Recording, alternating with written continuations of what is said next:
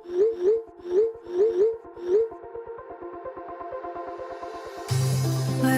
we go,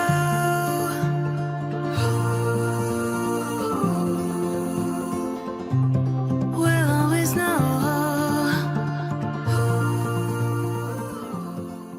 hi guys, Har Har Mahadev. Welcome to the love in light 369 tarot. कैसे हो आप सभी? उम्मीद है आप सभी बहुत अच्छे होंगे और अपनी लाइफ में आगे बढ़ रहे होंगे। सो गाइस, हम देखने वाले हैं आपके पर्सन की late night thoughts, late night energies आपके लिए क्या है। जेंडर का कोई इशू नहीं है, मेल फीमेल सभी इस रीडिंग को देख सकते हैं। और अगर आप मुझसे पर्सनल रीडिंग लेना चाहते हो, स्क्रीन पर व्हाट्सएप नंबर दिए गए हैं, आप उस पर कांटेक्ट कर सकते हो for love reading, health reading, career reading, सभी तरीके की रीडिंग्स मैं करती हूँ। सो अभी स्टार्ट करते हैं और देखते हैं कि लेट नाइट एनर्जीज क्या हैं आपके पर्सन की।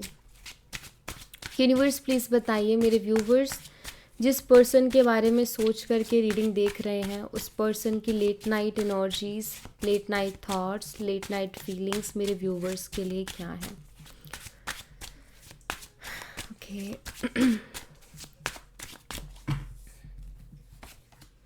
एट ऑफ वॉन्ड्स है, एरीज, लियो एंड सैजिटेरियस, मेष और धनु राशि। द एम्परर, एरीज मेष राशि। द हायरोफेंट, टॉरस वृषभ राशि। एंड द टावर, स्कॉर्पियो वृश्चिक राशि। मेजर अरकाना की एनर्जी स्ट्रॉन्ग है। Knight of wands, Aries, Leo and Sagittarius, मेष और धनु राशि। Two of swords, Gemini, Libra, Aquarius, मिथुन, तुला और कुंभ राशि। Ace of pentacles, Taurus, Virgo and Capricorn, वृषभ, कन्या, मकर राशि। एंड द हैंगमैन, एक्वेरियस, कुंभ राशि। बॉटम ऑफ द डेक से एम्प्रेस आ चुकी है। Divine masculine and feminine energy present है यहाँ पर, और स्पिरिचुअल एनर्जीज भी काफ़ी अच्छी से हैं। इट मीन्स आप जो भी रीडिंग देख रहे हो उनमें से कुछ लोगों का ट्विन फ्लेम कनेक्शन भी हो सकता है या फिर हायर लेवल ऑफ सोलमेट्स हो सकते हो। सो वो एनर्जीज है यहाँ पर। मैं डेट और मंथ्स बता देती हूँ। नंबर 8, 4, 5, 16, 12, 2, 1 एंड या अगेन 12। सो ये डेट्स मुझे दिख रही है। मंथ्स की बात करूँ तो अगस्त, अप्रैल, मई, जुलाई, दिसंबर, फरवरी और जनवरी, ये मुझे यहाँ पर मंथ्स दिखाई दे रहे हैं। चलिए इनको हम क्लैरिफाई करते हैं।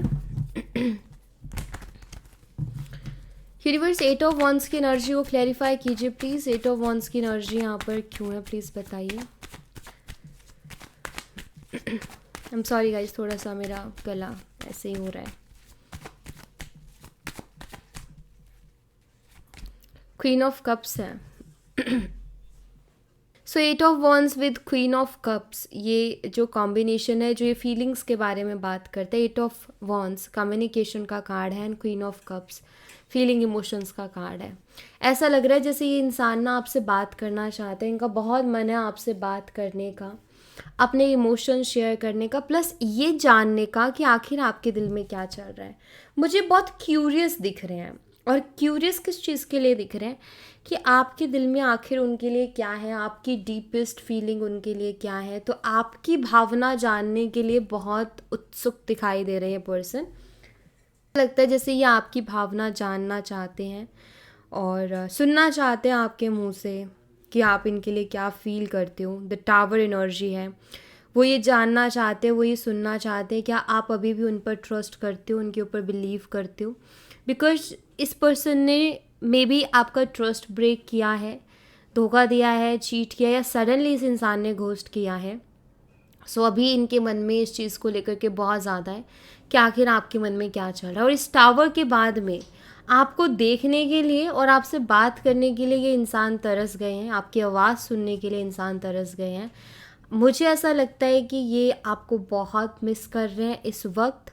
क्वीन ऑफ सोर्ड्स से इनको ऐसा लगता है कि जो टावर जो इन्होंने दिया आपको, घोस्ट किया या चीट किया या आपके साथ रिश्ता ख़त्म कर दिया किसी भी बात को बोल के या बहाने से या कोई भी रीज़न दे के, उसके बाद इनको ऐसा लगता है कि आप बहुत इनसे नाराज़ होगे और अभी आपके मन में इनके लिए बहुत ज़्यादा गुस्सा भी होगा। तो वो यही जानना चाहते हैं कि ये टावर मोमेंट के बाद आखिर आपके आपके मन में चल क्या रहा है उनके लिए आपके दिल में अभी भी प्यार है, इमोशंस हैं, या बहुत ज़्यादा गुस्सा भरा हुआ है, आप उनसे प्यार से बात करने के लिए रेडी हो या आप उनको बहुत ज़्यादा सुनाने वाली हो। तो यही उनको समझ नहीं आ रहा और इसी को वो समझने की कोशिश कर रहे हैं या इसी के बारे में बहुत ज़्यादा सोचे जा रहे हैं। दी एम्परर एनर्जी को क्लैरिफाई कीजिए यूनिवर्स। एम्परर एनर्जी यहाँ पर क्यों है प्लीज़ बताइए। एम्परर एनर्जी यहाँ पर क्यों है। एस ऑफ सोर्ड्स की एनर्जी है, ये आपको क्लियरिटी देना चाहते हैं। मुझे लग रहा है ये आपसे क्लियरली कम्युनिकेट करना चाहते हैं, आपको क्लियरिटी देना चाहते हैं, क्योंकि ये क्लियरिटी का कार्ड है और यहाँ पर एम्परर एनर्जी है। अपनी भावनाएं या अपने दिल की बातें जो इन्होंने अभी तक आपसे छुपाई थी या इन्होंने एक्सप्रेस नहीं की थी, मुझे ऐसा लगता है कि उनको एक्सप्रेस करना चाहते हैं। ठीक है, द मून की एनर्जी, जो भी मिसअंडरस्टैंडिंग्स हुई उनको ये क्लियर करना चाहते हैं। आपके मन में जितने भी डाउट है मुझे लगता है ये उनको भी क्लियर करना चाहते हैं। और एक चीज़ जो मुझे दिखाई देती है वो ये कि ये पर्सन ना अभी खुद से ही डिसअपॉइंटेड है। क्यों मैं ऐसा बोल रही हूँ, क्योंकि इन्होंने कुछ चीज़ें तो पास्ट में ऐसी आपको बोली हैं जिसको लेकर के अभी इनको बड़ा गुस्सा आता है, क्योंकि इनको ऐसा फील होता है कि कुछ ज़्यादा ही बोल दिया इन्होंने, इनको इतना भी नहीं बोलना चाहिए था। 6 ऑफ वॉन्ड्स है, ईगो में आकर के इन्होंने ये चीज़ें बोली थी आपको एंड अभी वो चीज़ें इन पे भारी पड़ रही है। जो भी ईगो में आकर के इन्होंने स्टेप्स लिए थे, जो भी ईगो में आकर के इन्होंने डिसीजंस लिए थे, अब वो सारे फैसले कहीं ना कहीं इनके ऊपर भारी पड़ रहे हैं। ईगो तो है ही क्योंकि एम्परर एनर्जी है, लेकिन अब उस ईगो से इनका गुजारा भी नहीं हो रहा है। ठीक है, ईगो में देखो इनकी ना सबसे बड़ी मुझे लगता है कि ओवर कॉन्फिडेंस इस बात का था कि आप उनके बिना कभी रह ही नहीं पाओगे और आप उनके पीछे पागल हो या आप उनके प्यार में पागल हो। एंड आपने उनको ये प्रूफ किया कि नहीं, मैं तुम्हारे बिना भी रह सकती हूँ। अगर मैं तुम्हारे पीछे भाग रही थी या तुम्हारे लिए रो रही थी तो इसका मतलब ये था कि मैं तुमसे बहुत प्यार करती थी, लेकिन इसका मतलब ये नहीं था कि मतलब मैं ऐसे ही हूँ कि मुझे कोई मिल नहीं रहा या कुछ ऐसा। तो आपने गलत फहमी कहीं ना कहीं दूर की कि भाई देखो, जब तक प्यार है, प्यार में जान भी हाजिर है, बाकी तो तुम अगर चाहते हो कि तुम अपने इशारों पे ना चाहो तो वो नहीं होगा। एंड आपने ये चीज़ उनको प्रूफ कर दी, तो अब खुद के ऊपर ही उनको गुस्सा आता है। दी हायरोफेंट एनर्जी को क्लैरिफाई कीजिए यूनिवर्स। हायरोफेंट एनर्जी यहाँ पर क्यों है प्लीज़ बताइए।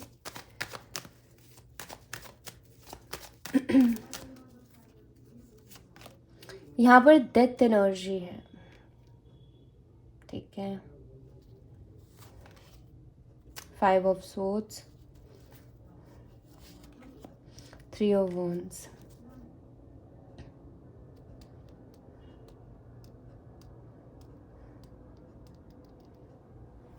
देखिए यहाँ पर पता नहीं क्यों ये मैसेज मिल रहा है कि जितना ईगो इस इंसान के अंदर है ना, उतना ही ईगो जैसे इसकी फैमिली के अंदर भी है, बल्कि इनसे ज़्यादा, इनकी फैमिली इनसे ज़्यादा ईगोस्टिक है। जैसे कुछ लोग होते हैं ना जो बड़ी बड़ी बातें करते हैं और उनको ऐसा लगता है कि हम ही सर्वश्रेष्ठ हैं इस दुनिया में, हमसे ऊपर कोई नहीं है, हमसे ज़्यादा किसी के पास नहीं है, या हम ही हैं जो भी है, या सबसे सही इंसान, सबसे बढ़िया इंसान ये हम ही हैं, हमारे पास ही इस चीज़ का टैग।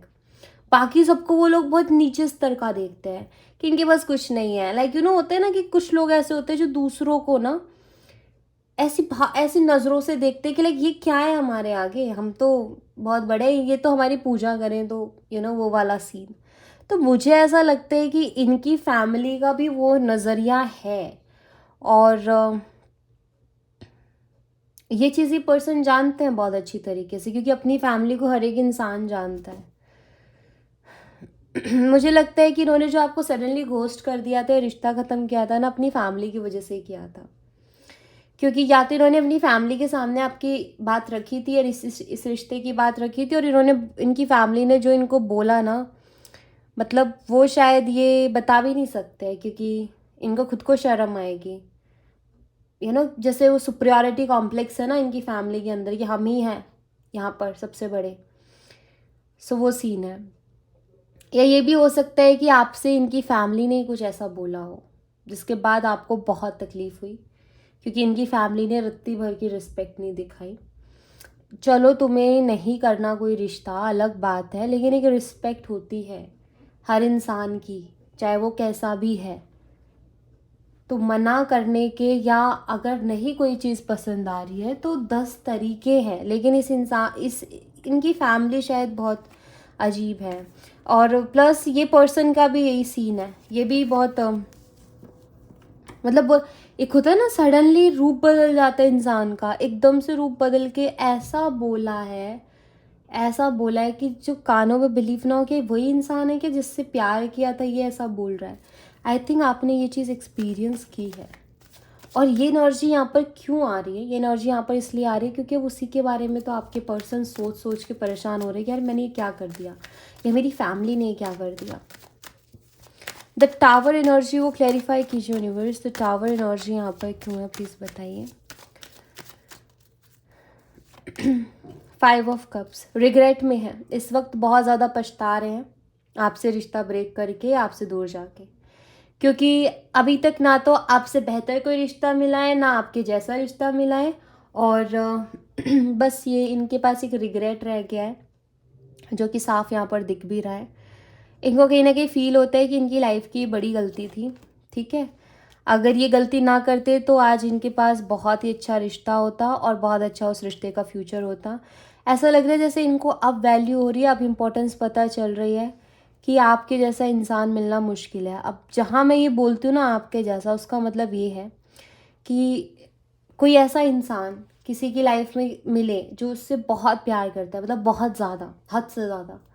तो ये लाइफ में ना ये एक ब्लेसिंग है, और ये लाइफ में एक बार ही मिलती है, हर बार नहीं मिलती। लोग आपके साथ रह लेंगे, रीजंस हैं उनके साथ, लेकिन बहुत ज़्यादा प्यार करने वाला इंसान बहुत कम मिलता है। एंड द हाई प्रिस्टेस है, अभी कहीं ना कहीं ये पर्सन अपनी भावनाओं को छुपा रहे हैं, उसके अलावा इनके पास कुछ है नहीं इनके हाथ में, बट ये रिग्रेट कर रहे हैं। एंड आई थिंक जब ये आपसे दूर जा रहे थे तो कहीं ना कहीं गट फीलिंग थी इनकी कि तुम सही नहीं कर रहे हो, तुम बहुत गलत कर रहे हो ये फैसला लेकर के। बट इन्होंने अपनी गट फीलिंग को नहीं सुना, एंड राइट नाउ ये रिग्रेट में है बहुत ज़्यादा। नाइट ऑफ वॉन्ड्स को क्लैरिफाई कीजिए यूनिवर्स, नाइट ऑफ वॉन्ड्स यहाँ पर क्यों है, प्लीज़ बताइए।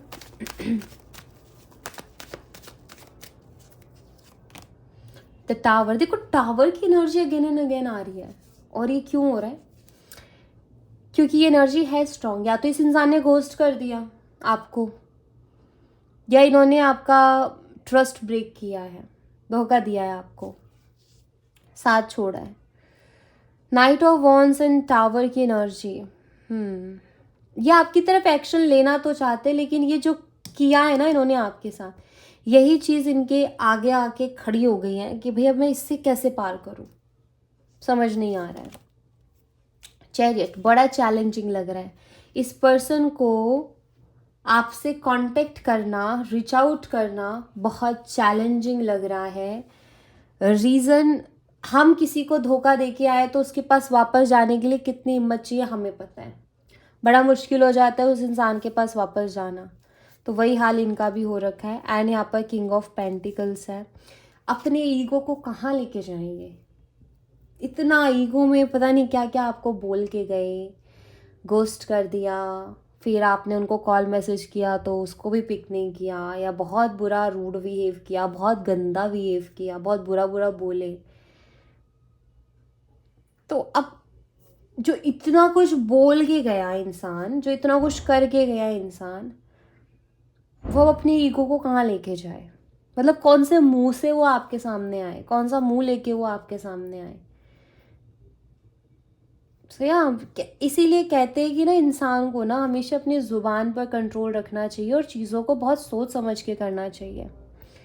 या पता है क्या होता है, अगर ये इंसान को कोई तकलीफ थी, कोई परेशानी थी, भाई नहीं रहना था, तो भी साफ साफ क्लियर शब्दों में बोल के जाते। रिस्पेक्टफुल्ली कुछ चीज़ें होती है, म्यूचुअल अंडरस्टैंडिंग के साथ कुछ चीज़ें होती है, एंड वो दोनों साइड एक पीस बनाती है, राइट। बट जब इंसान ऐसी हरकत करके जाता है ना, वो बर्दाश्त नहीं होता है, वो ज़्यादा पेनफुल हो जाती हैं चीज़ें। एंड वही सेम चीज़ हुई भी है इस रिश्ते में। टू ऑफ सोर्ड्स को क्लैरिफाई कीजिए यूनिवर्स, टू ऑफ सोर्ड्स यहाँ पर क्यों है प्लीज़ बताइए।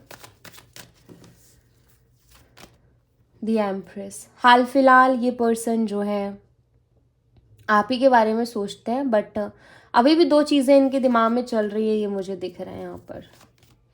या आगे ना दोनों चीज़ें, ये बीच में फंसे हुए हैं। एक तरफ आप हो, एक तरफ इनकी फैमिली है। ऑफ कोर्स यहाँ पर फैमिली है, और इनकी फैमिली बहुत ईगोस्टिक है भाई, मतलब सीधे मुंह बात ही नहीं करती है। बात ही उनका मतलब उनके जवाब ही ऐसे होते हैं, टेढ़े जवाब या उल्टे जवाब, या वो मतलब ऐसे कोई किसी से नहीं बात करता कि ये तुम हो कौन, वैसा वाला टाइप का सीन है, मुझे ऐसा लग रहा है। दो चीज़ें हैं, या तो वैसे वाला टाइप है या बहुत मीठे हैं, चाशनी की तरह मीठे कि पता ही नहीं चलेगा कि इनके मन में क्या चल रहा है और ज़ुबान पे क्या है। चाशनी की तरह जो मीठे होते हैं ना लोग, वो भी बहुत बुरे होते हैं। कड़वे लोगों से दिल लगा लो, लेकिन चाशनी के जैसे मीठे लोगों से मत लगाओ, वो एक दिन ज़रूर ज़्यादा मीठा खिला के परेशान कर देंगे। तो हम अभी बीच में, आपके पर्सन आपको छोड़ना नहीं चाहते हैं, लेकिन एक तरफ फैमिली का भी सोच रहे हैं, तो बीच में बहुत बुरा फंसे हुए हैं ऐसा लगता है। आपके साथ कांटेक्ट में आना चाहते हैं, आपके साथ बात करना चाहते हैं, आपके साथ कांटेक्ट बनाए रखना चाहते हैं, लेकिन अभी भी इनकी जो फैमिली वाला जो आ रहा है ना बीच में झोल, मुझे लग रहा है कि आप उनसे कमिटमेंट की बात करोगे ना फिर से भाग जाएंगे, क्योंकि वहाँ से चीज़ें क्लियर नहीं हो रही है ना इनको। एस ऑफ पेंटिकल्स को क्लैरिफाई कीजिए यूनिवर्स, एस ऑफ पेंटिकल्स यहाँ पर क्यों है प्लीज़ बताइए।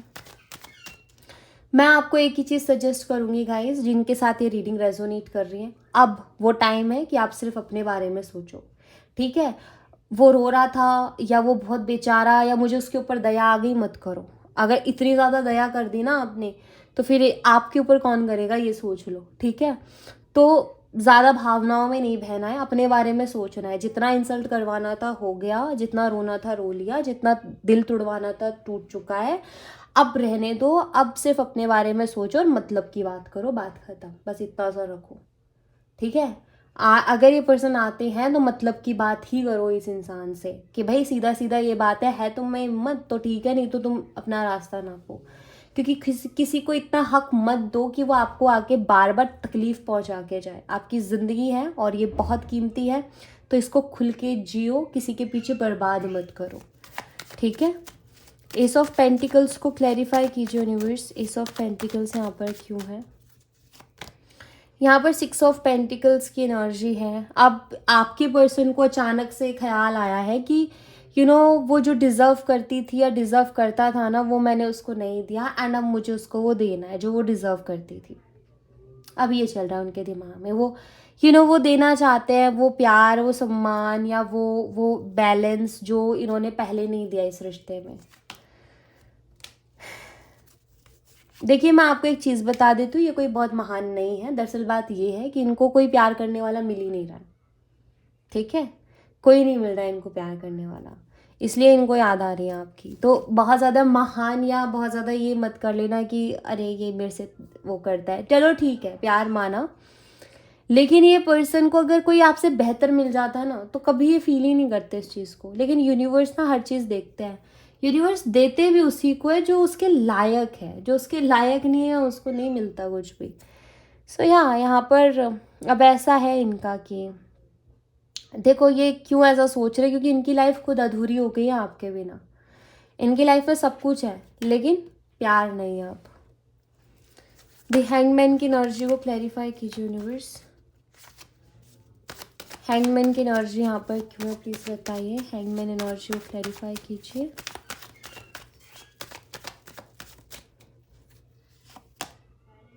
द वर्ल्ड, हैंगमैन, कैसे सब कुछ सॉल्व होगा, कैसे ये सारी चीज़ें जो चल रही है, मतलब जो नेगेटिव चीज़ें चल रही हैं, ये कैसे ख़त्म होंगी, ये सोच सोच के इस इंसान का बुरा हाल है।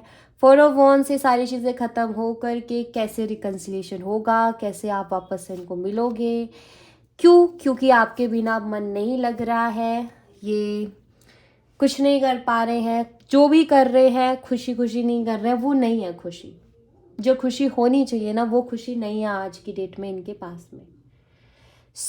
आप अगर ये सोचते हो कि वो तो बड़ा खुश होगा, या आप ये सोचते हो कि शायद मैं ही पागल हूँ और उस इंसान पे इतना भरोसा किया, हाँ ठीक है, भरोसा देखो इंसान कहीं ना कहीं तो करता ही है गाइस, तो उसके लिए तो आप सोचो मत। आपने तो भरोसा किया था ना, तो गलती तो उस इंसान की थी ना, बुरा तो वो था कि भरोसा तोड़ा। तो वहाँ आप खुद को खुद की गलती ठहराना बंद करो। दूसरी बात, बस इतना मान लो कि आपने इनकी ज़िंदगी में ना बहुत बड़ा इम्पैक्ट डाला है, और उसकी वजह से ये हाल हो रखा है कि उनका मन कहीं नहीं लग रहा है और ना लगेगा। ठीक है, अभी बस यही है कि पहले इन्होंने अपने मतलब में समझा था और सोचा था, अब आपकी बारी है। अब आप अपने मतलब में समझो और अपने बारे में सोचो। अगर ये पर्सन आता है तो एक बिजनेसमैन की तरह डील करो इनके साथ, अपने मतलब में, सिर्फ और सिर्फ अपने मतलब में। ठीक है, ज़्यादा हर्ट होने की ज़रूरत नहीं है अब और ज़्यादा। ओके, सो या thank you so much guys, ये थी आप लोगों के लिए एक छोटी सी रीडिंग। आई होप आपसे रेजोनेट की हो, आई होप आपको पसंद आई हो। रेजोनेट की हो तो मुझे बताना ज़रूर कमेंट बॉक्स में, पसंद आई हो तो लाइक ज़रूर करना, चैनल को सब्सक्राइब करना मत भूलना। मिलती हूँ नेक्स्ट रीडिंग में, तब तक अपना ख्याल रखें। Bye bye, take care, see you again.